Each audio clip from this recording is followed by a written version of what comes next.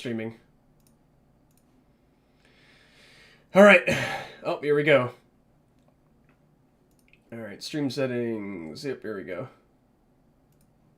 Right. Hello. Yes, hello. I love how not a single one of my videos showed up in his thread. Good. Excellent. It's like, despite the fact that at that point I had already made like, 4.5k views on like the first episode. Yeah. Stream is a go. All right, there we go. All right, now I'm not going to pay attention to the chat anymore. Well, besides the YouTube chat, of course. Oh, geez, I have like a bunch of fucking tabs open. There we go. Yes, let's look at the chat so far. Yo, hello, Sebastian Barella. Glitch Bunny. I can't say your fucking name, dude. Hello, Fearless Wolf. Funny Spider Talk About Funny Hell Show. Yeah, I guess. Okay. Define funny.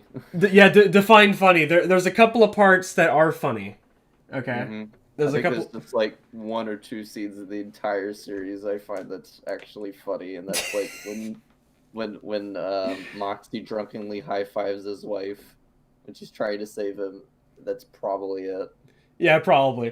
Okay, so before we actually get into the discussion of the recent episode that was put out, and I guess at some point there is going to be a review on it, but we have better things to be doing than making Helluva Boss episode reviews all the fucking time.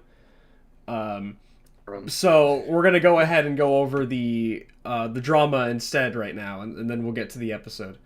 Oh, thanks, Rouge. All right, so I'm gonna go ahead and have the window capture go up. So we're gonna go over and before Ross Meltdown shows up.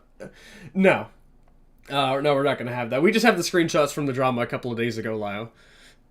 So it started out with this guy, Alex, I guess, who, I guess, like made a short post.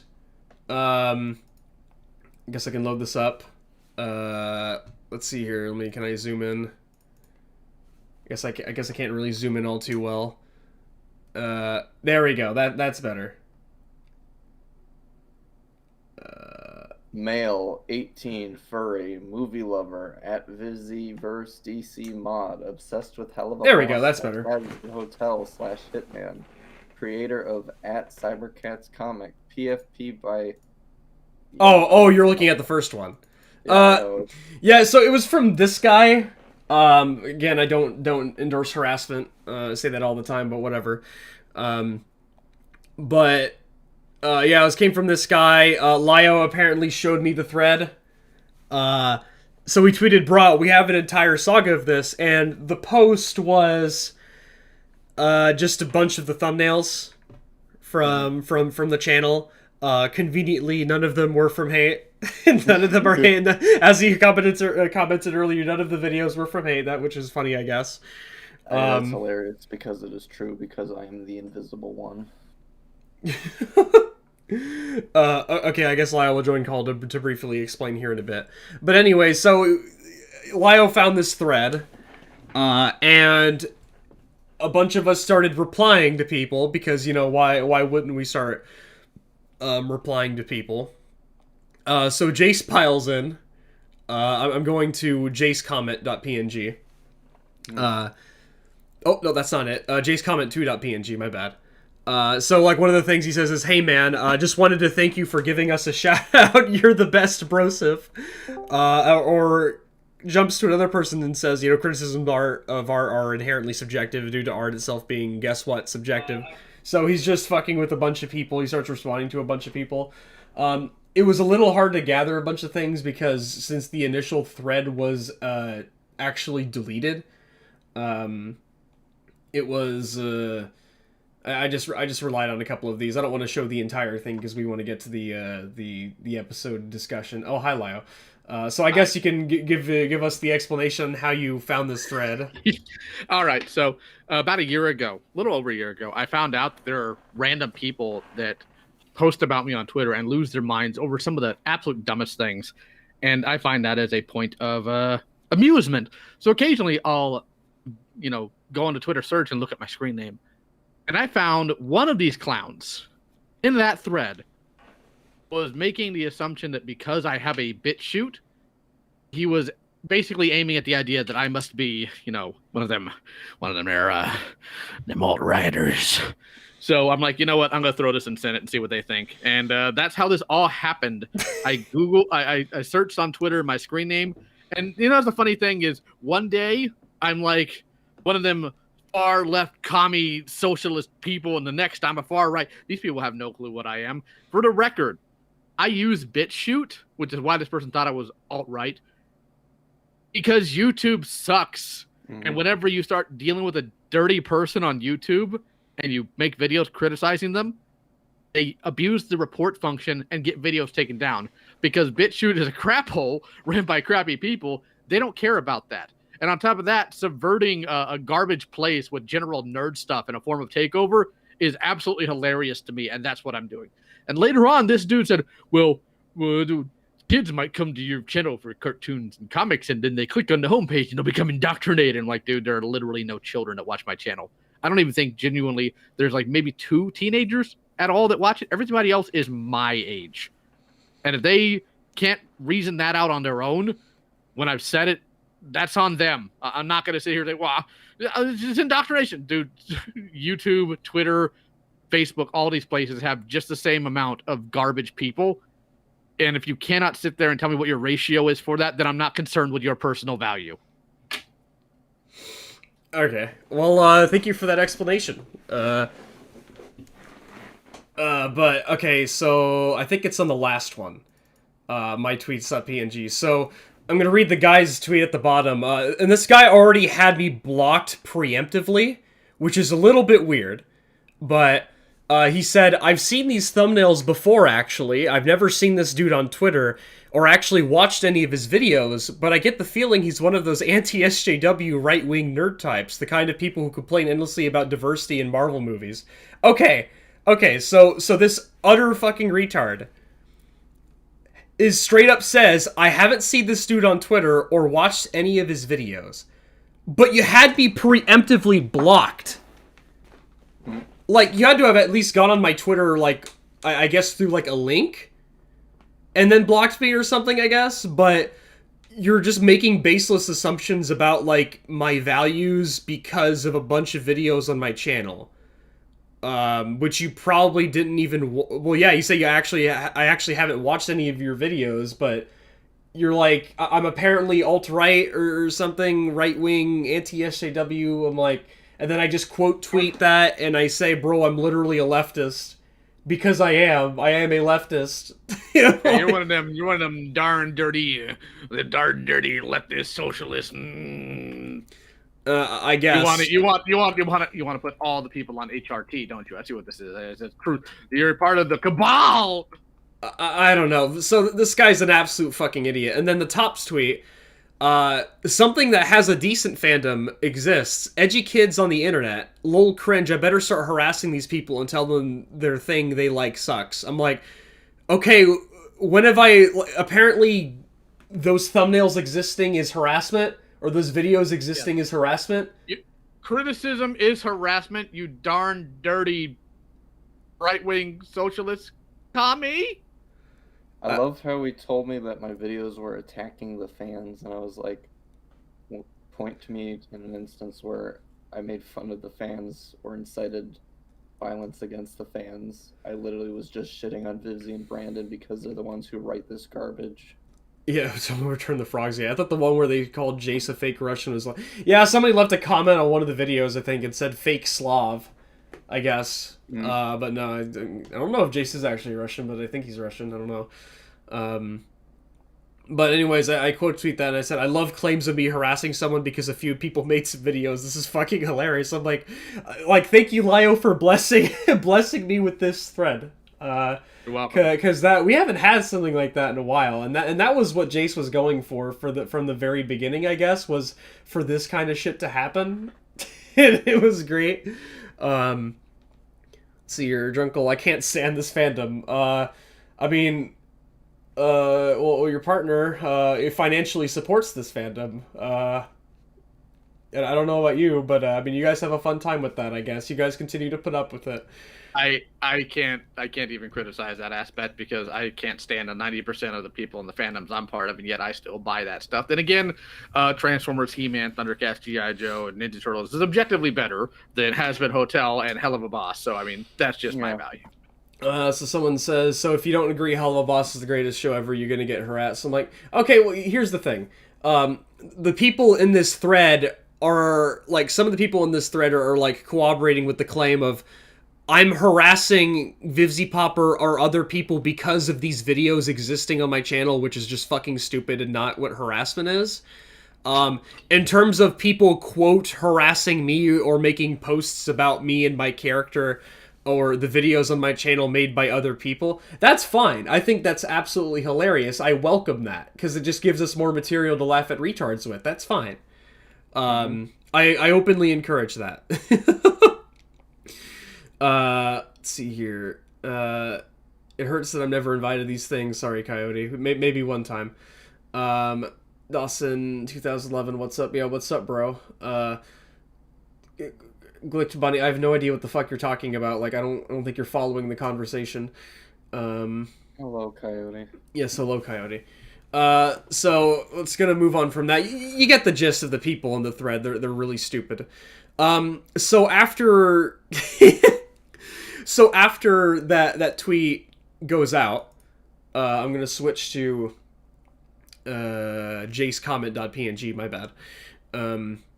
So he says he deletes that tweet after like we fill the replies, and he says, "Okay, I'm seeing drama in a tweet I made regarding the anti-Hasbin videos, so I need to quickly clarify something. Please do not harass the people who made these videos. My tweet was not made to target or attack." And then Jace responds with, "Hello, person who made the videos here. Ignore Real Alex Mouse. Feel free to target and attack us at your leisure. In fact, if you want to do it personally, there's a link to our Discord in the pinned comments of the videos. Feel free to come in." Yeah, this Jace guy had the right idea. Yeah, but no, like, again, like, nobody was harassing us. I don't even know what prompted him to delete the tweet and then make this statement immediately after, because if... Really? You don't know? Well, okay, well, I do know. I'm referencing, like, how it literally makes zero fucking sense to, like, say something like this after, like... Oh, it makes sense. Oh, it makes sense. It absolutely makes sense. It makes sense in the sense of this dude was not expecting blowback, and to try to save face, he said it was about not making sure make sure you guys don't get harassed. Truth of the matter is, he didn't like the blowback. He got pussed out by it, and did this nonsense to try to cover himself to save face. Mm-hmm. Well, yeah, that makes sense. And he's taking our phone away, so I hate him for that. But yeah, no, I love that initial tweet. But don't worry, it exists in screenshot form. It'll never go away. We know it happened. We can prove it happened. So anyways, after that, he privates his Twitter. Can't handle the random people on the internet tagging him because he made a post and was perfectly fine with a bunch of people saying really stupid shit about other people's character in the thread. Perfectly fine with that. So of course he has to private his account, and then he unprivates his account. He unprivates his account, and then tweets, "Should I just leave?" And "I'm not leaving Twitter. I love my followers too much to do so. I just wonder what would happen if I just left." Oh, for fucking Christ. It's like the equivalent of saying, "I wonder what would happen if I stuck my tongue in the outlet." Yeah, I don't know. I mean, what would happen if I were to, like, just leave Twitter? I don't know. Maybe not, like, engross yourself in stupid shit, or not be able to touch the grass, not be able to handle the blowback from people that you tweet about. I don't know, man. Yeah. I love my followers is such a curse sentence, says Coyote. Mm-hmm. That's really gay. That's Possibly pedophilic. it's really gay. Oh yeah, and then there was the tweet where he says, privating my account due to an anxiety attack. And then I respond with, bro, you're literally getting anxiety attacks from random people on the internet tweeting at you. Oh, that's fucking great. And then Busy says, that's a sign that you're too invested in Twitter. Maybe take a break, go outside. Wow. And then, of course, our boy, King Seeker Frompt at the bottom. Why are you afraid of internet people? Yeah. Holy fucking shit. Let's see here. So, and then there's this other guy, in the thread, or in that thread specifically. He says, just stop talking about it, in my opinion. The more attention you give it, the worse it gets, and the more of a case they build. Yeah, dude, we're building a fucking, like, legal case against you, alright? Taking it to the Internet Supreme Court. We have the Internet Supreme Court. Well, here's the thing: is they don't understand is that I don't need to build a case. You know why? Why? I am the law. I am the law. I am the law. And then he says, I know I'm done. By the way, he wasn't done after this. He was not done. Foreshadowing, epic foreshadowing. Like they accused me of making fun of a horrible crime because I asked what it was. So that bottom tweet he's referencing is, so Jace starts fucking, I don't have the screenshot for this, but Jace was fucking with this guy, and he took Jace's comments so seriously about, like, him committing a horrible crime and something about a manifesto. He's just really stupid. But Jace was just fucking with him. And then I'm gonna get to the conversation.png. This is the last one in the Google Drive I have here. What's your I subscribe? Why your voice is different? Okay, so there are 3 people that make those the Helluva Boss and Has Been videos. Most of them are made by Jace, you know, the Russian sounding Slav. And then there's Hate over here with his hello, who some people for some reason confused for Jace. Yeah. But he has a pretty distinct monotone voice that doesn't have an accent to it. Capoose. And then there's me. I made one video, the episode 4 review, I guess, because I just decided to do that one. So there's 3 of us, but Jace has made most of them, and then Hate has made 2 of them. Let's see here. A few wrong tweets, and you're canceled. No, we're not going that direction. But Canceled this person. We couldn't make fun of them. We couldn't make fun of them, man. You gotta delete all your tweets. Seer Solon equals Spider, Jace equals Snake Line. Correct B. Okay, yeah, good that I clarified it for you. All right, so now I'm actually gonna get to this tweet thread. So after he tweets privating my account due to an anxiety attack, I respond with, bro, you're literally getting anxiety attacks from random people on the internet tweeting at you. I'm getting anxiety due to drama in my replies, and I don't like getting involved with it. So you're getting anxiety over tweets from internet nobodies. Bruh, if you're that dense, you probably shouldn't be online making statements and not expecting people to come along, especially if you're tweeting about people who are actually able to handle that confrontation. And then it just goes completely over his head, and he responds, I'm sorry with my statements, I'll leave you guys alone, ... I just want to move on and put things to rest. And then I respond with, bruh, cut the dramatic typing. What you should take away from this is if you can't handle dumb shit on the internet like this, you probably shouldn't engage in it. I've already stated before that I don't care about people poking at us. It's hilarious. Just learn from it. Now, you might think that he learned from this. No, he didn't. So what he ends up doing is he ends up DMing me on Twitter, asking, like, yo, bro, can we talk this out? Like, as if this is, you know, some serious shit. You know, this Twitter threads and all these people in my mentions, drama. This is some important shit in my life, all right? So he DMs me, and I give him the link to the server. And then I guess I just, lay everything on him, poke fun at him a little bit, and then I guess everybody else in the server ripped him apart because I don't really know what happened after my initial conversation with him. But it was a fun time, and this drama was fun, and I hope we get more of it because it was hilarious. Let's see here. Not gonna lie, I deleted my Twitter because of bullshit like this. It's so many people who will make statements to obviously start shit with others. Then when they get blowback, they turn into a victim. Well, I mean, he wasn't intending to start shit, but like he makes this like post. I mean, I'll put it back up again. We have an entire saga of this, and then he starts like replying to other people that are replying to him. He doesn't have a problem with anybody making like bullshit statements about my character and other people's character. He's perfectly fine with that. Doesn't challenge those people at all. That's my problem. It's just ridiculous. Let's see here. And so then everyone else goes, oh, we should sympathize with the person who was immediately acting a victim. That's true, obviously. And the person who was just minding their own business gets made to be an aggressor. See here, Leo, you went to go find toys in the garage just as I joined call. I won't forget this. I just got here. Yeah, Opal, we don't give a shit. We're talking about other stuff right now. Well, you care about that later. Bro,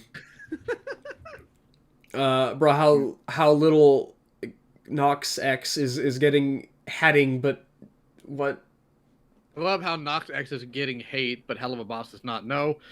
Nox X is a much larger figure. Nox X has made direct commentary about Christianity. That's why Little Nos is getting hate. I think it's dumb that Little Nos is getting hate. I think Christians have more important things to worry about, because I am one. Helluva Boss doesn't get hate because, frankly, it's not as big. It's not as controversial. It makes little to no commentary on Christianity, and nobody cares. Nobody cares. Nobody cares. All right, now, okay. What is it? According to the hashtags on the recent Helluva Boss episode, it's #1 on trending. Ooh. Compared to Little Nos, I'm pretty sure Little Nos is still much bigger. I guess, I don't know. Little Nos is a pretty common, not word. It's a name within homes. Helluva Boss isn't. I've never heard of that name. I never heard of it. It's in the hip hop and rap area, I think. It's getting a promotion from Nike doesn't often mean that you're not well known. I think we just keep different circles. Okay. I just buy their shoes. I don't really care who. I don't even buy their shoes. I buy like $30 shoes from Walmart because I don't care, and I need money for Transformers. Doggone it! All right, I take my shoes. I take my shoes when I win my fights. We're getting sidetracked here. So, anyways, yeah, that was that short little Twitter drama. It was pretty funny. I hope we get more of this shit because I'll just continue streaming about it every time it happens. It's great. Now we'll get to discussing episode 6. Episode 5. Or episode 5. I don't even give a shit at this point, like which number it is. Episode 5. Technically it's 6 episodes. It's the 6th episode. Okay. So I switched to the watch together. I need to alt shift this shit real quick. I'll go ahead and bail out now since you guys are doing that. I just wanted to come in and comment on the drama, so I'll catch you guys later. Yep. Bye. Okay, so I'm gonna go ahead and have this cropped. I have it on the best frame of the entire episode. Let's go, new episode review. Well, we're not reviewing the episode. Like, this isn't the review episode, or the review video. I'd say at most what Stalin and I are doing are bullet pointing things. Yeah. I'm going to go ahead and lower the volume as well. Okay, so I'll go ahead and start by saying this. Out of all the 5 episodes we have so far, God damn it, someone's just to be 100% sure, Stalin, you don't like Helluva Boss Has Been Hotel, yeah, and you're sure of that opinion. Yes, I am sure of that opinion. I don't like either series. I think they're shit. Now, keeping in mind that people shouldn't take my episode review that seriously, It was like 6 minutes long. I don't think that's a proper review. It's full of memes.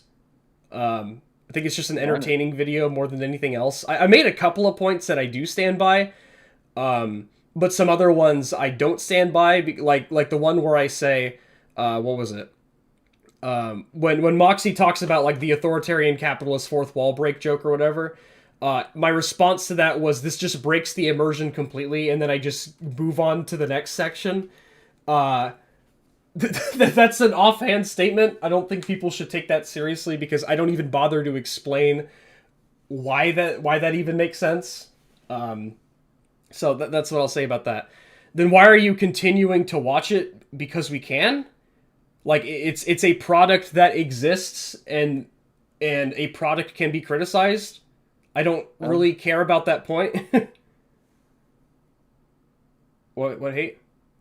Well, it's like, the thing is, it's like there's a difference between like watching content because you like it and watching it because you hate it. It's like, if I was to watch something I don't give a shit about, I wouldn't watch it. It's like loving and hating something are pretty much the same thing. There's a passion behind it, but at the same time, there's an art behind actually critiquing art, and it's also fun at the same time to actually like poke fun and actually provide your audience points on how, should you come across a similar avenue to like take what this person is having to say about a similar set of circumstances someone else has written, and to apply it to your own writing as well. It's like, I mean, if I don't like something, like, I've played a bunch of games that I don't like. Like, I don't like Ukulele, but I insisted on playing it for over, 27 hours to finally get to the end? Because I wanted to, finish it, to have my full thoughts on the product. Like, I'm gonna finish something that I don't like. I'm gonna also finish something if I like it. It doesn't really matter. I mean, I think Dog Eye also kind of summed it up pretty nicely, because they want to have fun socializing with friends / acquaintances, roasting something they mutually dislike, and it's like, yeah. It's like, I think sometime after this, I wanted to do a reaction to the episode, not on this stream, but in something else, and hopefully we can just premiere it. That's a lot of wishful thinking, but to actually get other people's opinions, and then I want to plan on including it in my review. But it's like, other than this stream, probably the reaction video is going to be the next sort of Helluva Boss content that's on the channel until the review. Yeah. So besides that, the Skyrim video that will, again, part 2 will be out whenever, we get it done. And that's probably going to be the next thing, because we don't want to move on to something else in the middle of already working on a pretty long fucking review. I'm 12 pages in on my doc right now on the episode I heard alone. Jesus Christ. I mean, when we're doing the Skyrim review, I'm doing a bunch of shit that I don't like. And in order to get all of the footage for part 1 and part 1.5, I had to play the game for 30 hours to get all of that footage. Mm-hmm. It took a lot of recording time to get all that fucking footage. And I lost a bunch of footage, too, and I had to use somebody else's gameplay. And that sucked. But yeah, I dedicate myself that much, even if I don't enjoy something, I'm gonna dedicate myself to that. Okay, but anyways, after I explain that, see your... okay, I don't see anything to really talk about. Okay. Alright, now let's actually talk about episode 5. Jesus Christ. Okay. I'll say this. Out of the 5 episodes we have so far, I think this one's the best one so far. I also think that it has the best antagonist. Yeah, and I use that word, not fucking dire gentlemen, they're all villains. No, the writers are still the best antagonists. The writers are the best antagonists of the show, but no. Consistently. What's the guy's name again? I already forgot his name.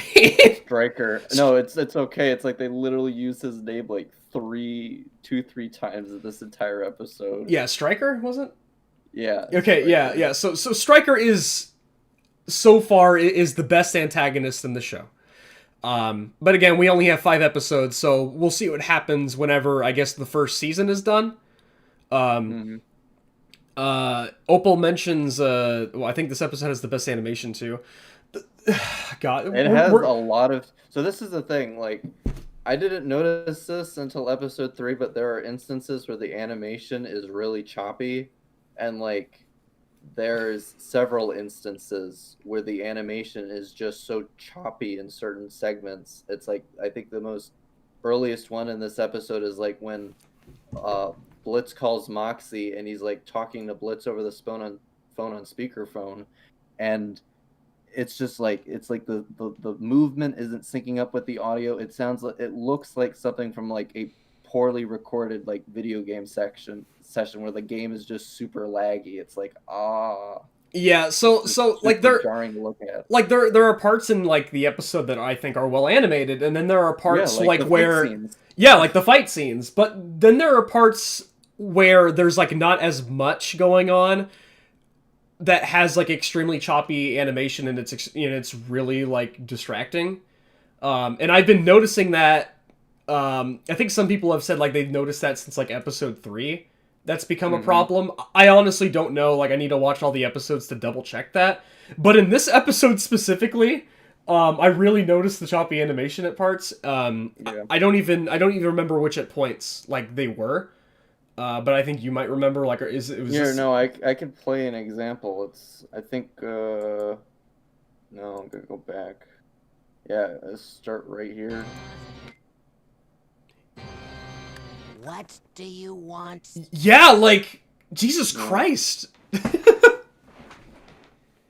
That's yeah, that's a little choppy. Mhm. Does it continue throughout this entire scene, or? Hey, hope I didn't wake you, Mox. How would you and Mills want to visit the Rat Spring for some harvest bullshit this year? The Harvest Moon Festival? Yee fucking haw! Well, Millie likes the. Yeah, no, it's a bit more fluid after that. Yeah, it's a bit more fluid after that, but there are just certain points like where it gets really choppy. But anyways, in terms of the everything else besides the animation, again, I think this episode is the best one out of the 5 so far. But there's a couple of things in there that There's a lot of things. there's a lot of things that get really fucky wucky. It's like the biggest. If we're just talking overall, I can just say right off the bat, you could probably take off 4.5 minutes in this episode, and it would still be the exact same thing. I'll use the first 1.5 minutes. See, I'm gonna ask you guys. It's like you get to 1 minute 29 or 30 seconds, and tell me, what did we lose between those two times? Like, what is the new thing that we've learned between Stolas's and Blitz's post-coitus like conversation? It's like there's a festival in the Ring of Wrath, and Stolas has the grimoire. It's like when Blitz calls Moxie on the phone, he tells him about the festival, and it's like the dialogue after that just pretty much suggests that they don't have the book and they're just like on vacation. It's like that's all that really matters. And then when you get to nearly the end of the episode, we see Stolas use the book to start the festival. So there's enough information for the readers to know, or the watchers to know, okay, Stolas has the book for the festival. So there's 1.5 minutes there that didn't need to be in there. And then the whole what is it, the pain fair, or like the contest of pain or whatever, that's completely pointless because like by that time Stryker's already sucking Blitz's cock for being a daring businessman to start his own company, and you know he pretty much likes the cut of Blitz's jib by the end of it. Yeah, don't worry. I have the the best freeze frame for this one. Yeah. And then it's just like it's beating into the head of the audience what we already know, and what the episode is trying to establish is that Moxie is like a stick figure pussy bitch. He's like got no physical strength, and it's like, yes, he does. It's like the writers and animators forget that they have him in instances where he's handling high caliber weapons, and it's like that's no small feat for someone of a certain physique to be able to manage that and not get blown off their ass from the recoil. There's also the thing from episode 1, like, okay, this guy's not strong enough, but he was able to, like, get out of binds, like, being tied up, like, to a chair. That's like, it's like I memed on that scene, Stalin, because it's like he overpowers the literal children. It's like, yeah, you're an adult, you're the hellish equivalent, or like an imp equivalent of a grown-ass man overpowering children. It's more about a matter of maneuverability that he was able to get the knife and free himself. Oh, yeah, okay. I was referring more to the fact that he was like handling Blitz's high power rifle when he blew out the mom's brains. Oh, okay. It's like that's a pretty impressive feat if he was able to like stay on the ground and not get like blown halfway back just from the recoil. But it's weird is because there's an inconsistency, because in the pilot, like the commercial of the pilot, he's literally got like a shotgun to somebody tied to a chair and it blows him back. So it's like the animators can't make up their mind if he's like a meek pussy or like he could just like handle weapons. And it's like, I believe by the time between 3 and 4, you could say definitively that he's the weapons guy. Like he's the ballistics guy. I mean, yeah. I would say he's the weapons guy. I mean, he definitely carries a bunch of weapons. The ballistic weapons guy. It's like, it's kind of more of like it's a setup for 5. Like in episode 4, when like Blitz asks him what he's carrying, and he's like pulling out a bunch of weapons. So it's like, okay. Well, he also doesn't he also have like a bunch of melee weapons? I didn't see him using any melee weapons. I just saw crossbows, shotguns, assault rifles, pistols. I mean, Blitz has just got the one flintlock pistol, and now he's got like these weird cyber pistols in this episode. Let me double check real quick. I think he had chainsaws. I might have had a chainsaw, but it's like it was mostly like ballistic weapons. Let me get to the episode real quick. He has trying to get to that one scene. There it is. Commit die. Yeah, sorry, I'm just looking at my other screen right now, trying to get to it. All right, okay. He tells Moxie to start pulling out weapons: assault rifles, crossbows, bows and arrows. Yeah, he pulled out a chainsaw. He pulled out a sword. Okay, yeah. Okay. So then there is no build-up for it. Basically, it just. I guess at this point you could just say the show's just invented that guns is his thing. Yeah, my G says, isn't Millie more of a melee person? Yeah. Definitely seems like it. I mean, she fucking went up to that big fish and literally cut its throat open. Yeah, she definitely seems to be proficient in that. Probably the only competent person. I don't know. Yeah, she's got a fem dick. She's got a fem dick. Yeah, Moxie is the guns guy, and then Blitz is whatever the fuck at this point. He's just basically got a big cock. That's it. Yeah, Blitz has a big cock. That's it. Yeah, it's used to fuck Stolas. And he's got a winning personality or something. He's got a beating heart. Okay, we're not going there. He's a bottom pretending to be a top personality. There you go. Okay. And that's hilarious because it's like the resolution of the episode is Moxie admitting to being like a weak, meek bitch who uses guns, and then like, what is it? Striker's. I know we're getting ahead of ourselves, but Striker's basically like, do you want to be a bottom or a top, Blitz? And he's like, you know what? I want to be top. Nah, JK lol. I want to be a bottom.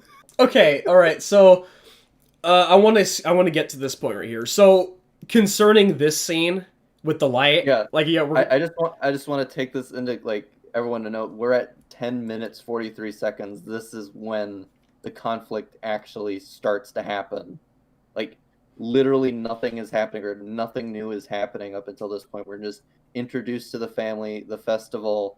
The pain game is just pointless filler that, like, adds nothing to the story. The only thing you could say is that, like, by the end of it, Stryker is being offered a position in Imp, which you could just put it in a different scene. I mean, would it still had this? It's like, what about him being an imp besides like that being like the sort of Moxie being at the end of his ropes when it just comes to like him trying to prove that he's better than Stryker. Like that's about it, but it's like I think him just getting thoroughly thrashed in the contest was enough. But again, it's like him just like because prior to that, it's like Blitz is trying to like fuck with Moxie by saying like you better wrangle that pig, Moxie, because like your wife's parents are gonna watch and they'll probably disown you if you fuck up. So like no pressure. It's like you end that scene there where like Millie is trying to like console him to the part where he's going up to like the stairs of like the house, and tell me what has changed.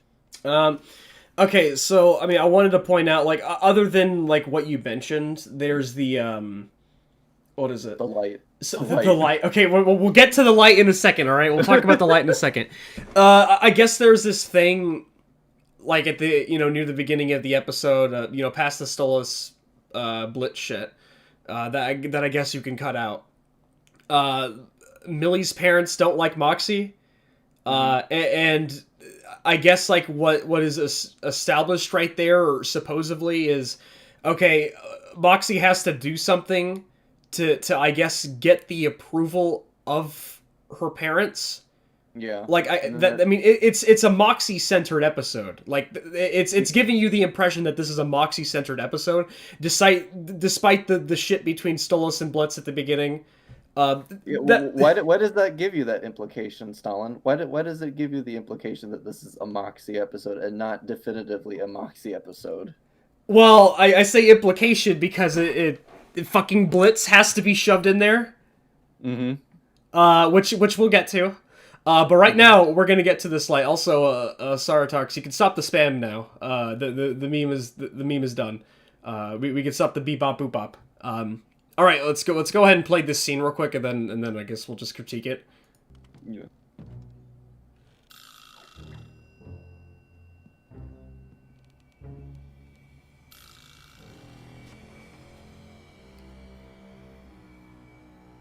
Well, that's troubling. Okay, so we're just gonna pause it right there. Okay. I had to pause it the first time I watched it. I could not stop laughing. I was like, what do you mean that's troubling? It's a light in someone's bedroom. What the fuck do you mean that's troubling? Like, seriously, that's the best you could do, Vivzy? To, like, get the plot going is, like, to actually just, like, say there's a light in Stryker's room. Well, I mean, he looks at the doorknob. I don't know, like... I'm not sure about that one. Like now that I looked at the scene again, because he looks at Stryker's door. He knows that's Stryker's door. For some reason. It's not like it's got its name on it or something. For some reason, but okay. Again, like you mentioned, well, not again. You mentioned earlier that this could have been much better if, like, Moxie says, all right, I don't fucking trust this person, something along the lines of that, I'm gonna go snooping around. Mm-hmm. I'm gonna all they could have done. Yeah, I'm gonna find shit on Stryker. Fuck this guy. He's an untrustworthy person. But no, they just settle with he looks at the door, and then he looks at the light, and he's like, that's weird. But I'm like, yeah, okay. No, it was like, what? Well, he said it's troubling. I'm like, why is that troubling? It's like I get what the source of the light is coming from, but if you wanted to be creative, why don't you have the light fucking whisper or some shit? Or like it's like alive or something, and it's like the gun is alive. Well, no, and it's like the weapon's alive. It's like because it's like it's supposed to be like this weapon that can kill demon royalty. I mean, that's in this universe, it's supposed to be a pretty significant deal, and it's like, demon royalty is apparently like, invincible to regular angel weapons or something. I don't fucking know. No, it's like the thing is, it's just the point is supposed to be that like if it's a weapon, it's just an ordinary weapon that just has some like unique enchantment. It's like can kill undead or whatever, some shit like that. It's like. the problem I have with the whole concept of the weapon is that like Elder Scrolls did a better job, where it's like in Dawnguard when you get like the bow of Oriel, it's like, okay, you got the bow, but you need special arrows for it to work properly.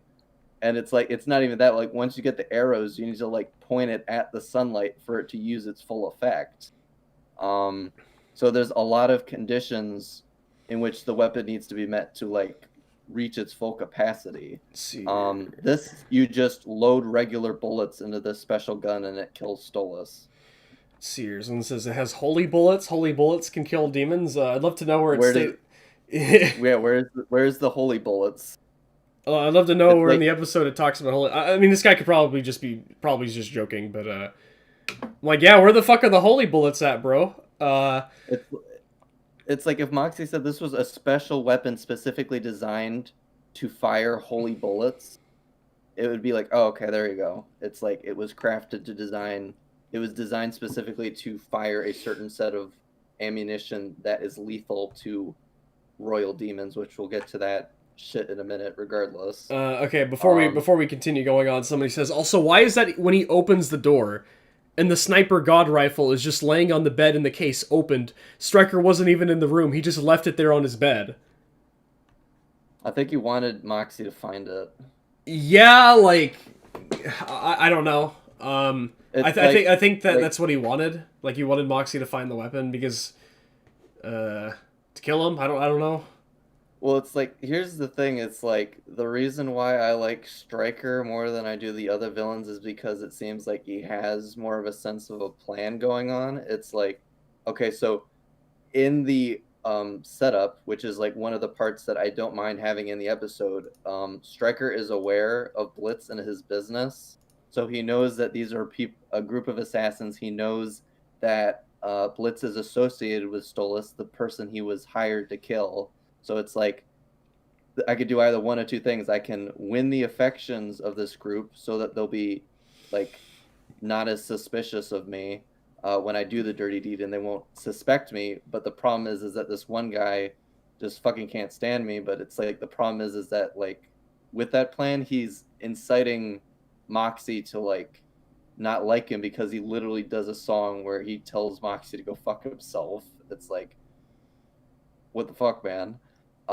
So I'm assuming you could just say he spotted the weakest member of the group, and I guess you could say he tried to isolate Moxie from the pack, so he left the weapon out there to lure Moxie into his room, because like he literally closes the door so that he could kill Moxie, and he was intentionally trying to do it quietly. And I'm assuming he was eventually going to do the same thing with Millie, because his contingency plan is basically, I'm going to lock you guys in this basement and basically use you two as bargaining chips so your boss won't kill me, because he knows that Blitz isn't okay with that. And when even when Blitz finds out, which is also like confusing as fuck how he found that out, regardless of on whether like Moxie had like warned him ahead of time and like off screen, it's like, how the fuck did he find him? But we'll get to that. But it's like, it's really confusing, and it's more contrived on the side of like Imp on how they were able to resolve the conflict, which is weird because it's usually on the side of the antagonists that the resolution is very contrived. I mean, either way, at least he was a little bit more interesting than the other ones.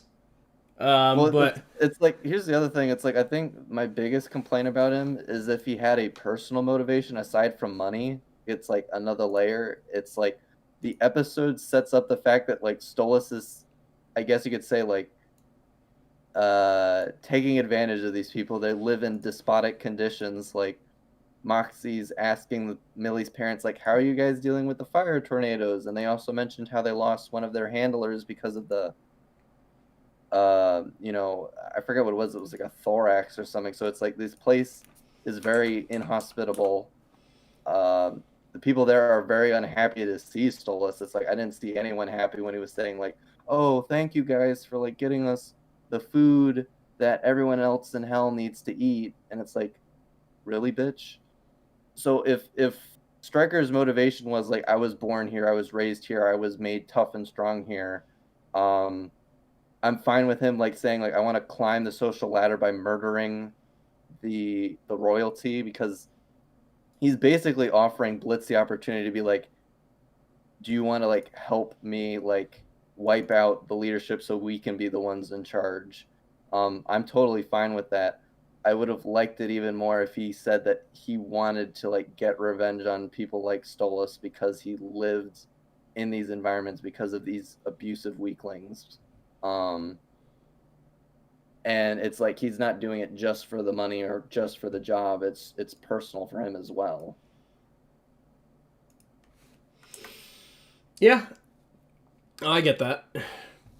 I think the second one is just more superficial. Is that, like I said, it's like the whole thesis of this episode is revolving around Moxie's conflict with Physique and having to deal with like using non-ballistic weapons, and like the father's like, you know, well, guns get the job done, but like nothing changes like or like nothing feels more satisfying than like ripping something like another demon with your own hands. And Stryker shares this thesis as well.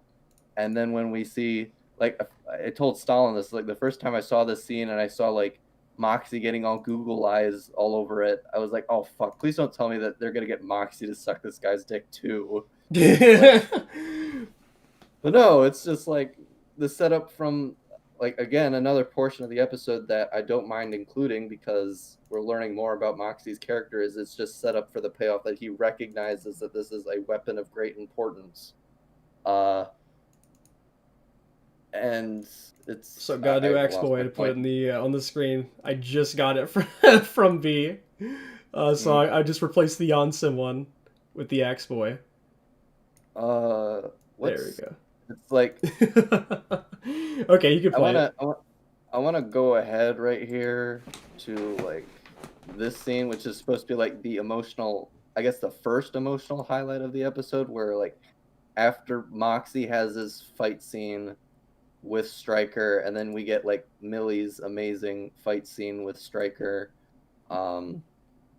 They get thrown into the cellar, and somehow magically Millie is written out of the majority of the episode by having a bear trap fall on his leg, or on her leg, so she's like not able to do anything. And yeah, I'm just gonna let this play real quick. I'd kill y'all, but I feel like there's more leverage with your rodeo clown of a boss if I don't. It's like there's actually like reasonings behind like why Stryker would let them live, and it's like, I'm using you guys as leverage. So like if your boss does like overpower me, I could basically use you guys as a way for me to either escape or like get to do what I need to do, which is to kill Stolas. Plus, your legs ain't worth the cleanup. Millie! Oh, Satan! Moxie, I'm fine. I got worse than this during the flower. Oh, More shit. we're gonna. Are you gonna like try to I'm get to not another part, strong or? enough. Not with your Yeah. hands, baby. Use what you're good at. I'm not good with my hands. I love Okay, that was one of the. Okay, that was one of the ones that did make me laugh. Oh, it didn't make me laugh like at the joke. It's just like the prospect that it's like the episode's basically telling us it's like, yeah, Moxie's not going through any growth. He's just basically going through not even a character regression. It's just like a character stasis or whatever. It's like he tries something new and it's like, babe, don't try new things. Just do the things that the writers made you to do. And it's just like, just shoot things. It's like, don't grow. Just stay as you are. Be a bottom bitch. But anyways, like Moxie gets out his gun and he shoots the hole. Probably should have used this earlier, huh? I love you, hon. But for fuck's sake. Yeah, and then it's like she's laying down there, Stalin, chained to the floor, and it's like, hey Moxie, why don't you shoot the chain off the bear trap so your wife can crawl out of the cellar, or at least so you can pick her up and take her to her fucking parents before you go like save Stolas. I don't know. What do you think, Stalin? I honestly don't know on that one. I don't know. Because Millie, like, clearly doesn't have a problem with him going to do what he's going to do. I guess also it probably wouldn't be the best to move around with the bear trap in your leg. That you kind of just want to sit there until you get help. That's kind of how that works.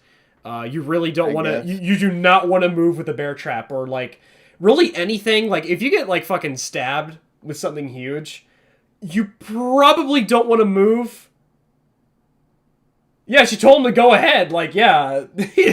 I mean, Yeah, I don't think it really I get that matters. She told him to go ahead, but it's just kind of more along the lines of like, you know, he's a good husband, and it's just like, I don't know. I think it's just it makes him look like a bit of an asshole. That it's just like, hey, I can shoot through this wooden cellar door, but I'm not gonna shoot through the chain to free you. Like, it still has the bear trap latched onto her leg, but it's like, I don't know, get you out of the cellar. I wouldn't move her. That'd be a very bad idea. But anyways, we could, I guess. I don't know. It's just, it was a really lazy way to write her out of the episode. It's just like, let's toss them both into a cellar, and she just magically lands on a bear trap. I mean, I thought it was a Moxie episode. I don't know. Hey. I don't know, but it wasn't a Moxie episode. It was a Blitz episode. It's a Blitz episode. Okay, It's so always a Blitz episode. okay, so then Even when it's a fucking Stolas episode, it's a Blitz episode. Okay, so we move on to this. Okay, we move on to this scene. I guess this is the other one that you wanted to talk about? Yeah, this is like the only good scene I'd say in the entire series so far, because I'm just gonna let this play. Blitz! I thought you were still at the ceremony. You thought I wanted to stand around with a bunch of hillbillies excited about corn and shit with a thirsty owl on stage? Huh. And now you seem disappointed in me. Yeah, well, I'm not a fan of someone I offered a job to about to off my easiest lanky ticket to Earth behind my back. Okay, why does Blitz care that Stolas is like? I gotta ask you guys. It's a very serious question. Stolas isn't the key to Earth. It's the fucking book.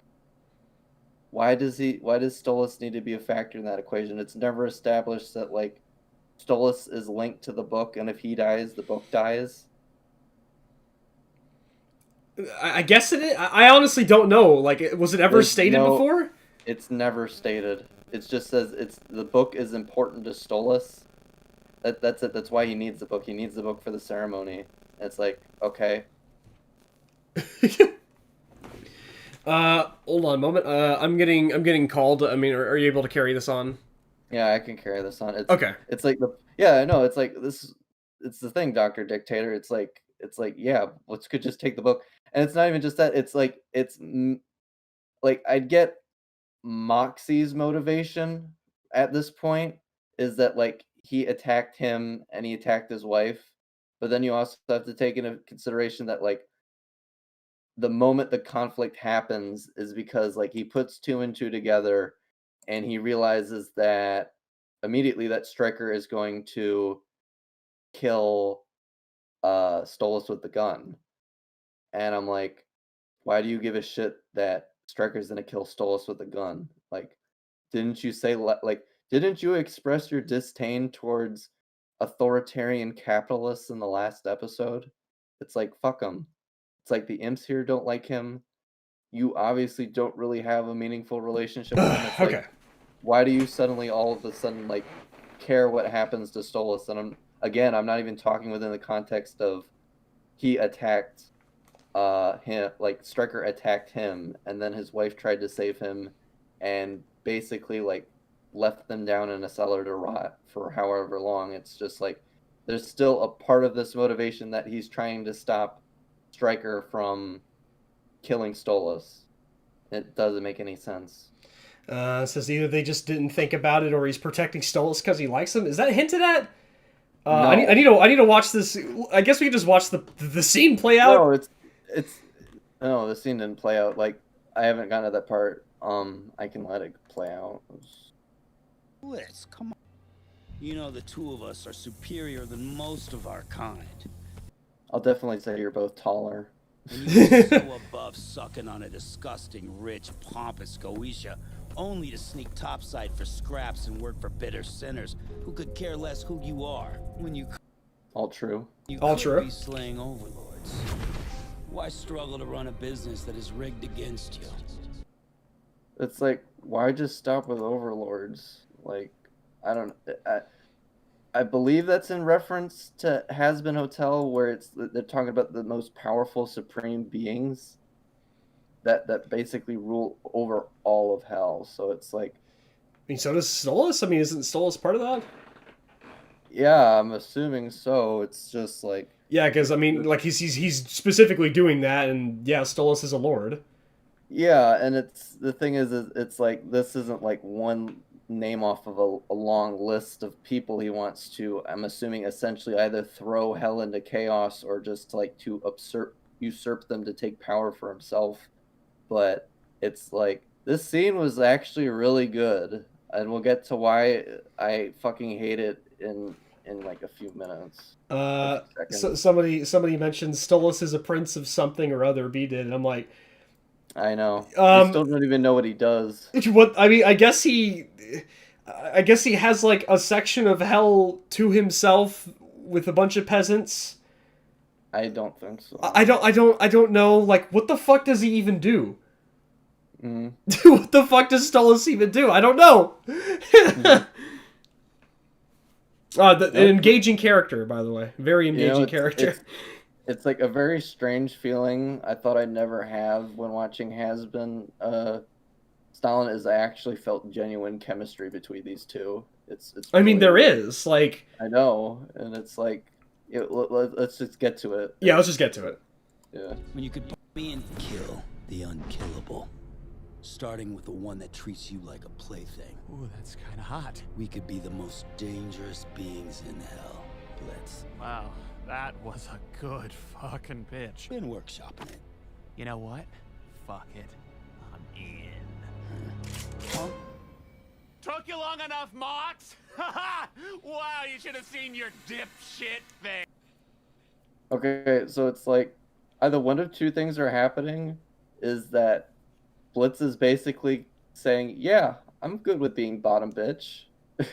It's like, it's so hilarious in this scene. It's because, like, one, this is a middle finger to those fucking, like, professional writers who are like, oh yeah, Blitz wants, to have a successful business, to be able to do the things that imps can't do, and to get people's respect and admiration. It's like, okay, first of all, the episode gives you the middle finger at the first, like, minute and 30 seconds. A portion of the video I don't want in it, or the episode I don't want in it, because it's basically Blitz is saying, I don't give a fuck about my business, when he says, fuck my clients. And even though there's like numerous instances in previous episodes where he does give a fuck about his clients. And then you have this scene that was actually pretty good because there's a lot of chemistry, there's a lot of development, like a lot more done so between like the one between him and the fucking robot clown. Because that was nothing. Yeah, I know. And it's like it pretty much like sums up every single problem that Blitz has to deal with, and he's basically saying, I'm giving you an out, Blitz. It's like, you're better than all this, you're just like me, let's like take over and like reach better heights, and he's like, nah, fuck that, I'm just gonna I'm just gonna like continue to let myself like get fucked in the ass by a bird, by a feathered faggot. By this all-powerful feathered faggot. Oh, best meme. So it's pretty much the double cuck special here, guys. You got fat bottom bitch Moxie, and you got fat bottom bitch Blitz. And the worst part is that like what really brings it full circle that this is a Blitz episode is because Stryker does not become Moxie's antagonist, he becomes Blitz's antagonist because he loves Blitz's big dick. Yeah. Despite the fact that like Moxie is using like a big ass rifle and almost shot him, and it's like despite the fact that like he was being held at gunpoint, he was still calling Moxie worthless.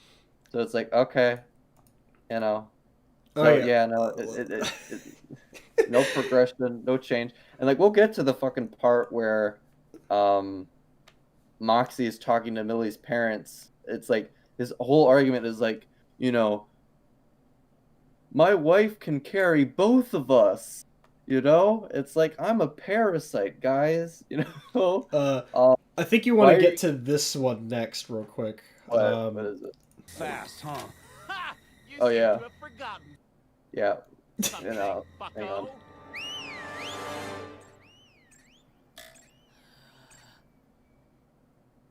Why aren't you fucking shooting him? Why aren't you fucking shooting You them? could just shoot him. Like, right Get now, it over with man. and fucking shoot them.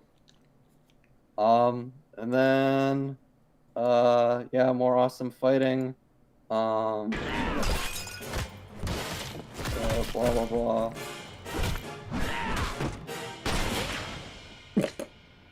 Shoot him! Fucking shoot him! Oh my god. Oh my fucking god. He's just god damn it, dude. Oh. I mean, It's like at least it's like- the action was cool. Well, no, it's like I was more pissed off in this scene than I was. Actually, no, I was almost just as pissed off at this scene as much as I was with like Murder Family, because like they missed a shot and for like 8 seconds straight, like Blitz doesn't fucking double tap and dome the bitch. It's and what's more infuriating, and she's like, "What was that, Ralphie?" And he's like, "I don't know. Whatever it is, it's gonna be tonight's dinner." And they fucking pull out guns. It's like, oh my fucking god, what is this dialogue? The only reason why I don't hate it as much is, I guess, because Stryker didn't die. I don't know, because I like Stryker more than like the fucking Murder Family. Mm-hmm. So I don't know. Okay, so we're gonna get It's to. pretty Oh, close. sorry. We're gonna get to this. Lying on Okay. a weak liver. You gonna finish that fucking sentence, partner? Vermin. Who's weak now, bitch? Okay, I'm here. Maybe you'll get me next time, Blitzy. Ah! Woo, a reoccurring character. Let's fucking go. We already have reoccurring characters, Stalin. We got, and this is just simply by the fact that a character isn't dead. So the Murder Family might come back because they're in hell because Imp killed them. Yeah, like I think they're gonna come back. The Cherubs are definitely going to come back because they're banished out of heaven and they're not dead. Can they go to hell? I don't know. No, but they could be like stuck on Earth and maybe they'll like come across at some point. I don't know. guess. Maybe they'll just become demon cherubs or something like that. I don't Demon know. cherubs. Fuck yeah. Fuck. They'll be like fucking Cyborg from like the Snyder cut of Justice League. It's like fuck the Earth. And then you got Verasa Slut, who's Oops, shit, whoops. probably like sucking cock still. But she'll definitely be back in Avengers. Oh yeah. Verosica will be back in Avengers. Okay, So we'll talk. every single- We'll hold on a and second. the robot. We'll the talk. robot's coming back too. Oh, I hope not. We'll talk about the other parts, like the actual conclusion of the episode. We're gonna get to this. Also, that sign. The guy that tried to kill you definitely isn't here. Okay, well let's get to this scene real quick because we have to talk about this. God damn it! God fucking damn it! Okay, there we go. I failed to kill the target at the festival. But don't worry, ma'am. It won't happen again. It better not. I want this cheating prick dead. I don't care who you have to go through. Make it happen! Understood.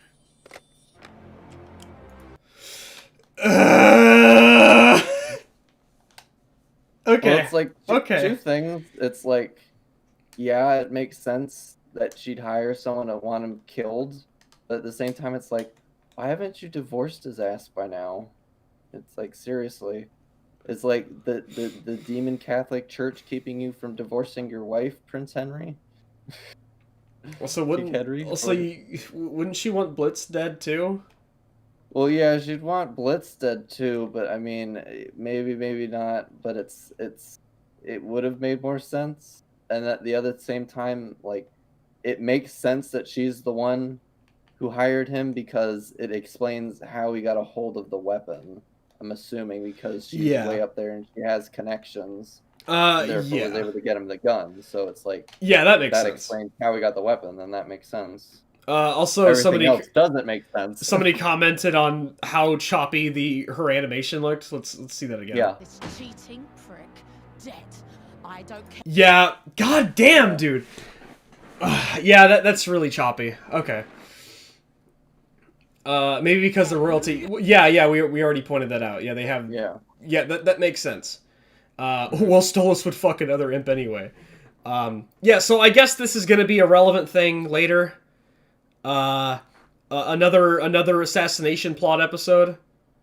So I guess that'll be relevant. But despite all of that, let's actually talk about the Moxie conclusion of the Not Blitz episode. I mean, he got what he wanted. I guess he got that recognition. Should we give the context as to like show the context as to why the parents are bitching at Millie? It's like you weren't tough enough, basically. Okay. Well, you let this guy beat you, and you let this guy like basically get you captured and trapped. So that's basically what they were bitching at her for. Doggy said she wants him dead. Divorce, don't make people dead. I know. No, I'm just saying here is that like she's pissed off that she cheated on him. I don't mind that she wants him dead. It's just I don't know why she's still with him if she can't stand the sight of him. I'm just seeing that as a proper chain of events. It's like get the divorce, get the alimony, get the kid, and then fucking murder the husband. I don't know. That is just kind of weird, but no, that's fine. Like if she wants him dead, okay, fine. We can have that plot later on. Yeah, it's like I think that would have been a much more like enticing like concept to like actually like finally explore the wife's end of like the repercussions of Stolas's actions, even though I think that should have been the first Stolas episode we saw, is him actually like fixing things with his wife, or better yet, trying to fix things with both his wife and daughter, and just completely cut out the imp shit. Well, yeah, the pointless deviations. Well, the pointless deviations and just the fact that Blitz and any of them, like the only reason I'd make an exception for Blitz is because he was a contributing factor. He wasn't the reason why this shit happened. It's all on the husband, basically. So it should just be about him fixing things. I mean, yeah, so, bottom line there is, I think it's cool that, okay, yeah, there is consequences for the stupid shit that Stolas is doing. That's cool. That's expected. Or I guess expected. The reason why I say it's cool is because, wow, there's consequences. It's like the equivalent of saying, wow, I was really expecting when I put my hand on this hot stove to burn my hand, and look, it did. It's just the same level of expectation style. It comes with the territory. It's like when you expect someone to fuck up, you expect something bad to happen to them. Actually, in the season 1 trailer, you see Stolas looking sad while eating breakfast. It looks like there is a divorce. Again, we don't know. Well, they should have gotten to that sooner if that's the case. I mean, if that is the case, okay, I guess we'll just get to that in the next episode or whatever I don't know.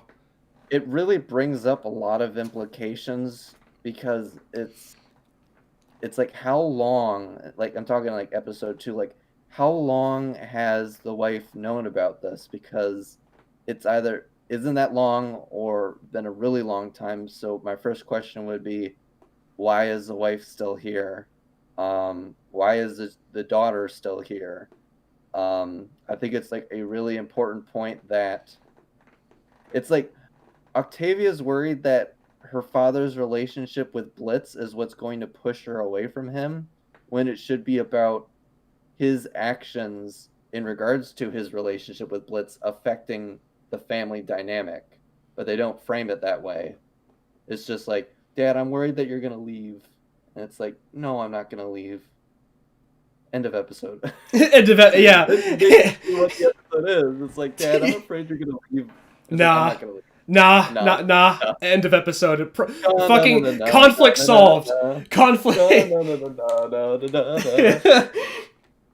Okay. Let's actually get to this.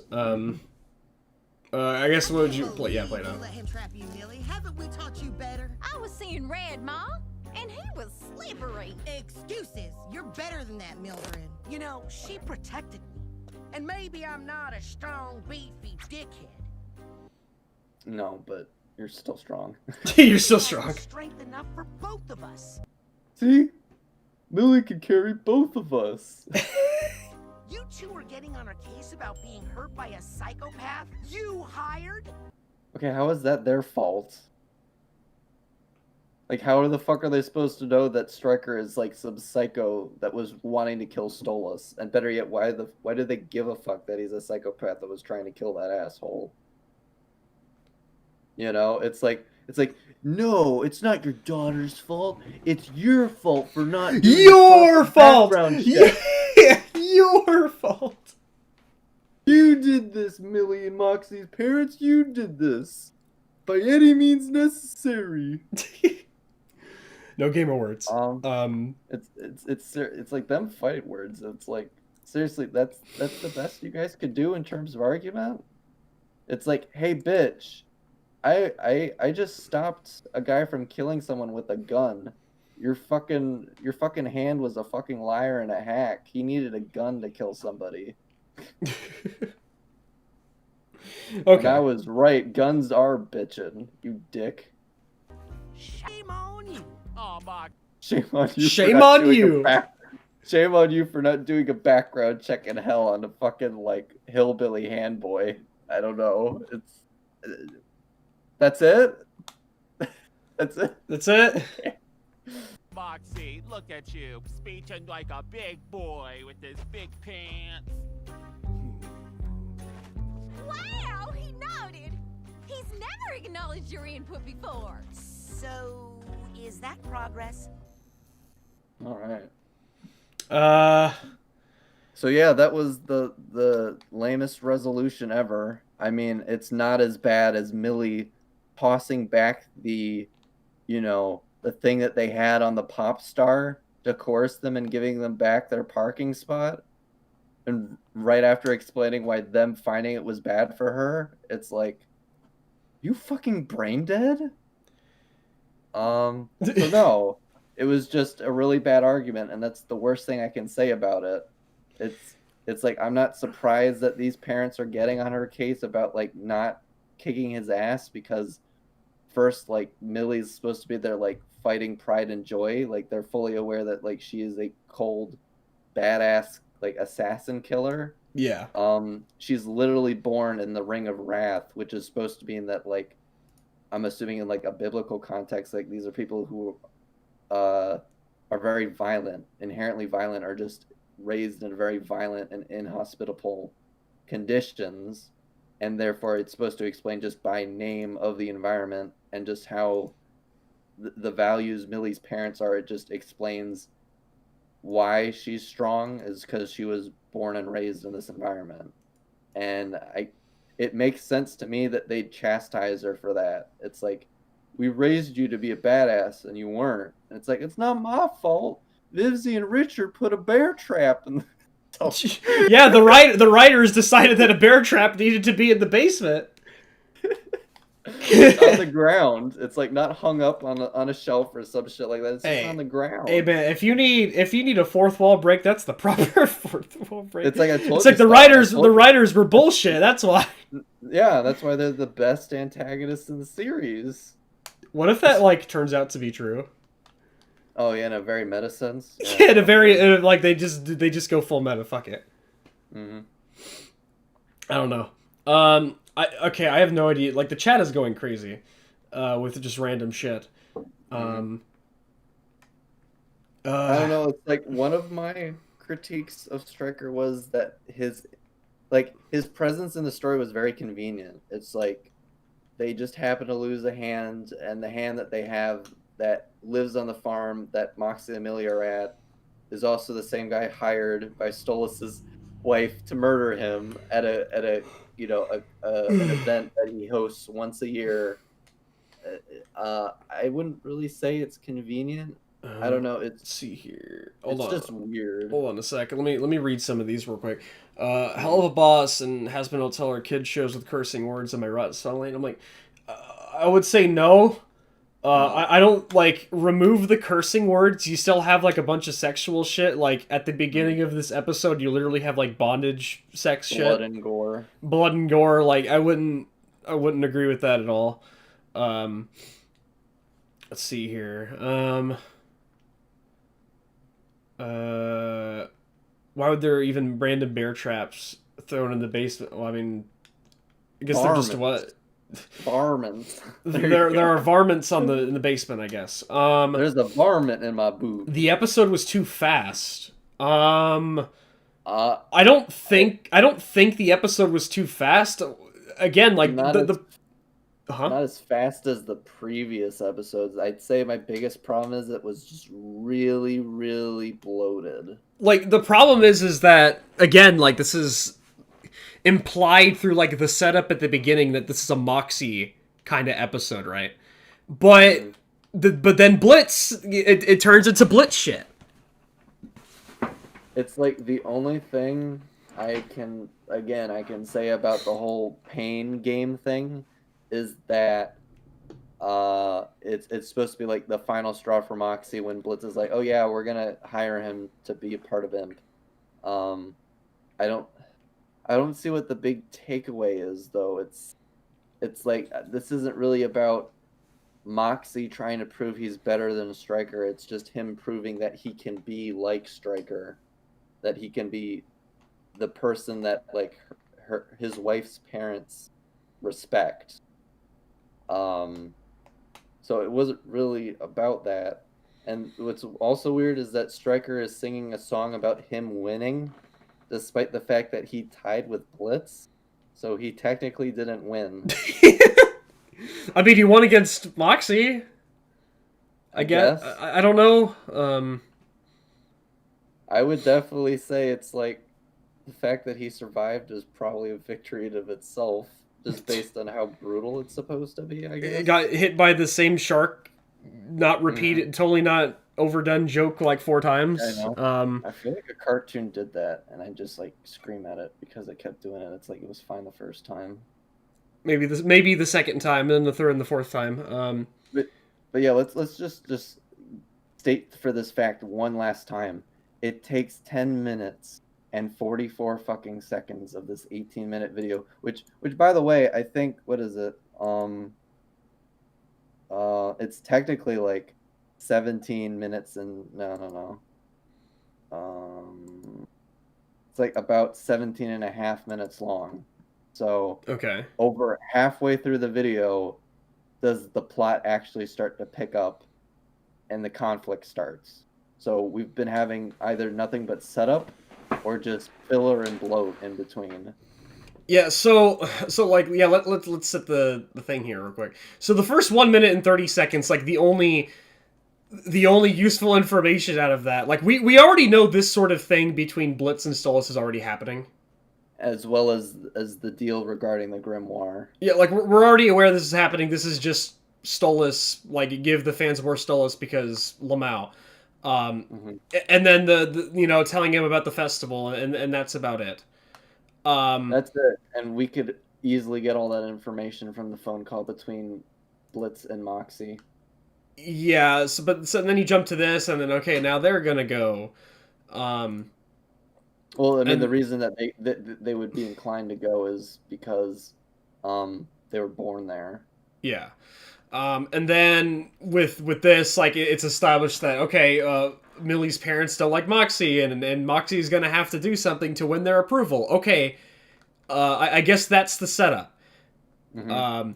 And then you go ahead and introduce Stryker, and Stryker likes Blitz, and Blitz likes Stryker, and everybody's shitting on Moxie. Okay, I guess that, that could be a motivator, that motivates Moxie to just fucking do it, to try and prove himself. I love how this episode ignores the fact that the two of them have a kid. It's what? like, Moxie and Millie have a kid. And wait, they do? You'd think they do. It's on the social media shit, and it's like, this would have been a great opportunity to introduce the kid into the show's canon by going on a trip. If this was a fucking Moxie and Millie episode, there was little or no Blitz in this episode, it would have been a fine point to introduce their child, to actually like have him or her go see their grandparents. What the fuck? Wait, how old is their kid? I have no idea. I just know that it exists. It's on the social media. And it's really stupid that they didn't include him in this episode. And that's probably going to be a later episode thing. It would have been ideal to introduce him here. Or at least somebody said kid got aborted from the plot. No, no, not even just the plot, but just existence in general. It would have been. I wouldn't have even minded if he was just, his existence was a throwaway line where it's just like, such and such couldn't make it, so we had to get a sitter for him or something like that. Yeah, somebody's asking that, like, people were asking they have a kid. Apparently, according to the what is it, like the Imp social media account or something that people follow for more plot shit. I don't know. I know it's like the same place where I planned on making that joke where, like, while hundreds of people are dying on the beach, like, Vortex and Luna are having a selfie session. Okay, so anyway, so we get past that setup. So that's the setup, and then just a lot of minutes of Moxie trying to prove himself. But again, there's more Blitz and Stryker shit. Mm-hmm. Like, I was just at it.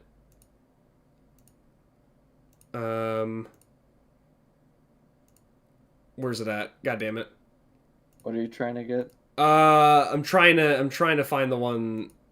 Like when the contest actually starts, or I think so. I mean, well, here's the thing. Like, if it's this thing between, like, yeah, right. Just pause at that point. Right here.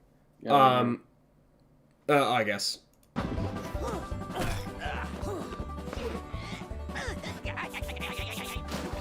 Okay, so here's the problem. It's clearly like this whole conflict beef with Stryker and Moxie, okay? But Blitz is just thrown in there.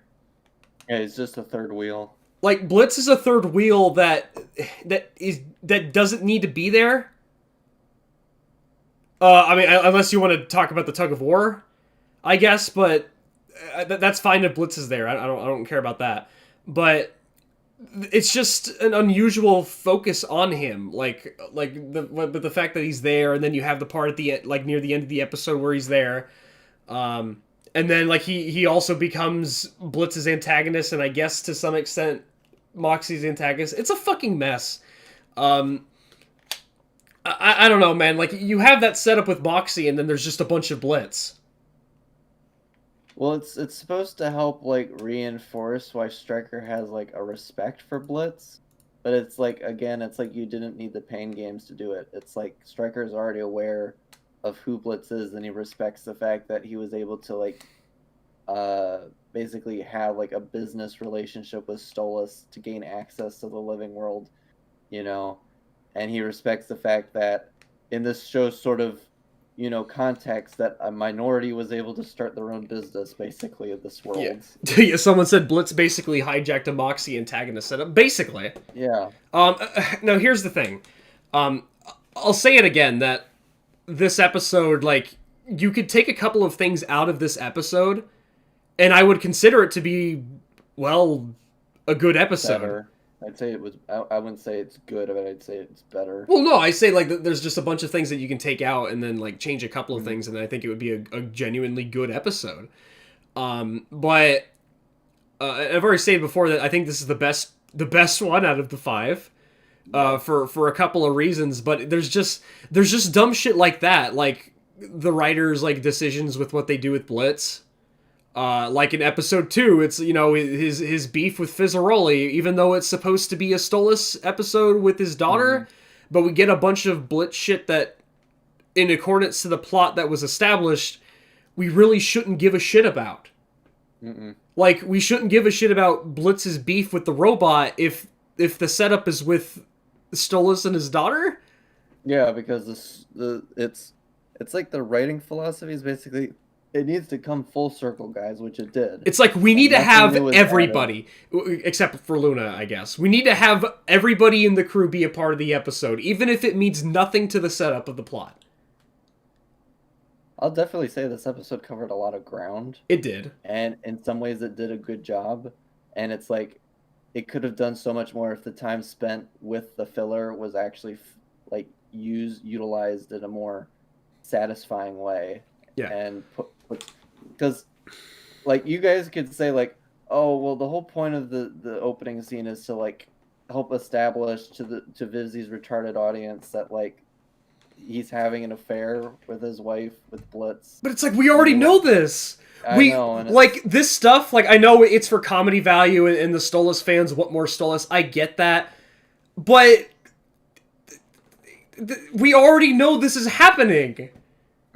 Like, this is not relevant to the setup of the plot for Moxie to get approval from Millie's parents. This doesn't have anything to do with that. Like, it's just, Lamau, there's a festival, you could come with me.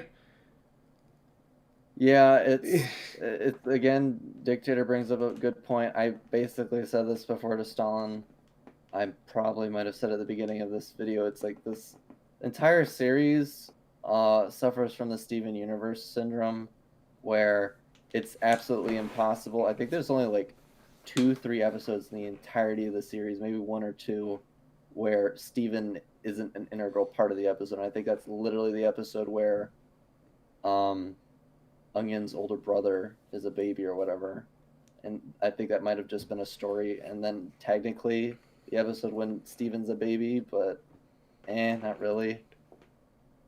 It's like the majority of the episode is just him listening to the story, but that's it. And then the same way with like Garnet's origin story with Ruby and Sapphire, it's like he's listening to the story, so it's mostly about the two of them and meeting Pearl and Rose, but it's like Steven still has some factor within the relevancy of bringing up this story when we could have just had it as a standalone episode.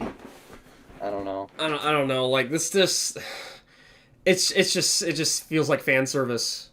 Like the first minute 30 seconds. Like, I get it. I really get it, but no. It's like I don't mind if Blitz is in the episode, but it's like, push him to the side. It's like, if you're gonna like what they do in the contest, like, you know, the tug of war, like, that's fine. I don't really care about that. But it becomes okay. You know what I mean. You know what I mean. But god damn it, man! Like, keep it fucking straight. Keep it fucking straight. And keeping in mind that, like, concerning like this fight with Stryker and whatnot, you would think that, you know, it would come to the point where, you know, oh, Moxie is gonna prove himself to Millie's parents by beating up Stryker in some way, but that doesn't happen. Like, he only gets approval because he stood up to them for shitting on Millie to some extent, and that was it. Well, yeah, and by making some bullshit argument. Yeah, by making a bullshit argument, essentially, and I don't know, man. Like, again, there's a bunch of things that I do like about this episode. I do like a number of things about this antagonist. I really do. But there's just a bunch of structural issues that, like, really start to tear the quality of the episode apart. I like the premise of his character. It's like, it's either he's really simplistic or he could have benefited from having more layers to his motivations. But I think they struck a nice chord between, like, simplicity, style, and motivation.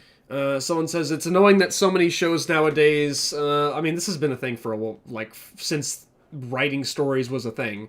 It's so annoying that shows nowadays will just have a character needing to be included with some kind of extra side story in each episode instead of the episode just focusing on one thing. Like, this has happened, like, since forever. But like I said, but that is a problem. Like again, like with episode 2, the setup and the focus is on Stolas and his relationship with his daughter and trying to repair that. But then you have like the shit with Moxie and Millie and the one dude like hitting on Millie, and then you have Blitz fighting with Fizzaroli. Like none of that has to do with any of that. Mm-mm. Like it's just fucking pointless. Like there is no point to it. And then with this, there's a point to putting Blitz in the story, but it's bloated. Mm-hmm. It's just severely bloated, and like the structures. I wouldn't say the structure falls apart. The structure has too many nails. Like there's just fucking nails poking out of the structure. Like you put too many nails in it. But that's basically all I have to say about this episode. Is just there's too much nails in it. Yeah, and it's not even like I dislike like the concept of like the whole bedroom scene at the beginning. It's just more along the lines of it just keeps going on, and it doesn't add anything. And like once we get to the Moxie and Millie stuff, it's like it's basically regurgitating information that we already know from the previous scene. So it's like it doesn't add anything. So you can either take out the bedroom scene with Stolas and Blitz, or just have it be shown in like this sort of synthesis, sort of hypothetical, where it's like the episode just starts with Moxie being awoken by like Blitz trying to call him, and we have this like sort of sidebar interaction between the two of them, and he can inject some humor while like Blitz is dominating the conversation. His side of like the picture is pushing in, and then it's like a bit of a tug of war, and then like the call ends, and it transitions to where we see Blitz and Stolas in the bed together, and it's like okay, and then we go on to the next scene. Okay, so yeah, but that's basically all I have to say about the episode. I don't really think there's much else, but I'll definitely say in the chat though, it's a typical thing to like say like XX fandom is cancer. Yeah, we get it. It's been screamed to death. Every fandom is fucking cancer, and has just a ton of people that will defend anything for it for any dumb reason. Like we get it, guys. Yeah, except for the dark fandom. Except for the dark fandom. No, but seriously though, like we get it. We get it. Like yeah, if X fandom is cancer, it's you can only say it so many times before. Like yeah, we get it. I don't even know. Like the chat is just chatting amongst themselves. Like not even much in relation to what we're talking about. Like what the fuck is going on with the chat today? We got 31 viewers like compared to the last time around. I guess we've gotten a bunch of people. Ceratox is probably 5 because he keeps capitalizing everything and getting mad. Dude, our people in the chat are just fighting each other. That's hilarious. Well, it's like it's like the thing is that like he said something about, let me go back up real quick. He said, not just the fans, the critiques. Sometimes the fans are worse than the haters, and I'm like, I don't know. What do you mean? The fans are worse than the haters. To her fans, it's like I could be half convinced that this episode is a byproduct of her listening to her fans, because it's like I'm sure he basically told the professional writers to go fuck themselves, because like everything that they assumed what motivated Blitz is now proven to be bullshit in this episode. Let's see here. I hope Jace at least goes over the visuals in this episode. Again, I don't know if he's gonna do it this time. I don't know. By the way, you guys are gonna have to wait and see on that one. It's probably gonna be a couple of weeks. I make reviews too, you guys. Yeah, like Hate makes reviews. I'll occasionally make reviews if I feel like it. I'm not doing it this time. So I mean, we'll see. It's probably gonna be a few weeks. It's not just Jace. What I mean is that some fans are really, really horrible. Yeah, we anybody with a brain that's been on the internet knows that there are horrible fans in the fandom. We get it, dude. Let's see here. Okay, am I the only one who talks about the show? There's a bunch of people, like Dr. Dictators has been interacting with what we've been saying for like the entire stream. The Luna fan art, yeah, like every fucking property has like the most cursed fan art ever. Like fucking Transformers has extremely cursed fan art. Have you not seen the pregnant Sonic fan art? The pregnant. Wait, what? The pregnant Sanic fan art. Well, I know of all the feet fan art. We're not You got getting the into pregnant that. Shadow the Hedgehog. So also some fans hate each other or even fight the creator if they did something they didn't like. Yeah, that happens a lot too. Whenever you have like an audience that like really like clings to what you make, and you make a decisions that like I guess they don't like, yeah, they're gonna get really hostile with you. Again, that's a completely normal thing. That's been a project with every single YouTube audience.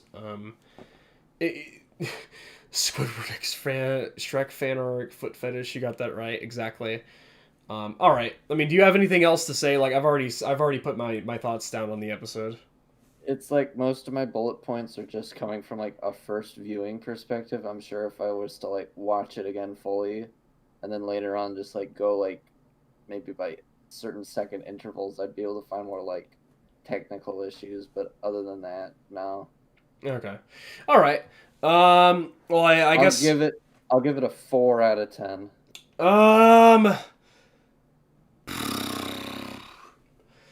I'm struggling to either give it a 4 or a 5. I don't know.